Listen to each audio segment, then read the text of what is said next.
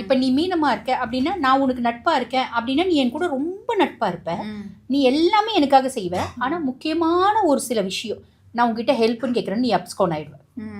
பொதுவாக நான் கேட்க மாட்டேன், அப்படி நான் கேட்குறேன் அப்படின்னா நீ அப்ஸ்கோன் ஆயிடுவேன். அந்த மாதிரி எது தந்தாலும் அதுக்கான பிரதிபலனை எதிர்பார்க்காம செய்கிறவங்க தான் மீனம். அப்படி என்னைக்கோ ஒரு நாள் அக்கேஷனலி ஒரு பிரதிபலனை எதிர்பார்க்குறாங்க அப்படின்னா அங்கே ஏமாற்றம் தான் மிச்சம். ஓகே.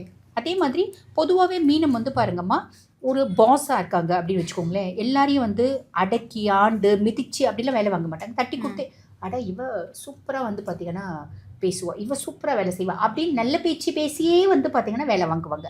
ஆனால் இவங்க அப்படி பக்குவப்படுத்தி ஒரு ஸ்டாஃபை நல்லா ட்ரெயின் பண்ணி வச்சுருக்காங்க. ஒரு பெரிய கன்சர்ன் வச்சுருக்காங்க. ஸ்டாஃப்ஸ் எல்லாம் நல்லா வந்து பார்த்தீங்கன்னா குவாலிஃபை பண்ணி வச்சுருக்காங்க. நல்லா அவங்கள வந்து பார்த்தீங்கன்னா ட்ரெயின் பண்ணி வச்சுருக்காங்க. பக்கத்து கம்பெனிக்காரன் ஒரு 1000 ரூபாய் மிச்சம் கொடுக்குறான்னு இந்த பிள்ளையை உங்களை விட்டு போயிட்டே இருக்கும். நன்றி கெட்ட பர்சனாலிட்டிஸை தான் இவங்க நிறைய சந்திப்பாங்க அப்படின்னு சொல்லலாம். என்னை சார்ந்திருக்கவங்க யார் நல்லவங்க அப்படின்னு மீனம் நல்லா அனலைஸ் பண்ணாங்க அப்படின்னா பெருசாக யாரும் இருக்க மாட்டாங்க.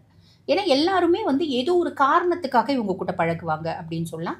அதே மாதிரி முக்கியமான விஷயத்துல இவங்களுக்கு ஹெல்ப் பண்ணாமல் போவாங்க. ஸ்டாஃப்ஸ் முதல் கொண்டு ஃபேமிலியில் நிறைய வந்து பார்த்திங்கன்னா பெருசாக எதிர்பார்ப்பு அப்படின்றது மீனத்துக்கு யார்கிட்டையும் கிடையாது.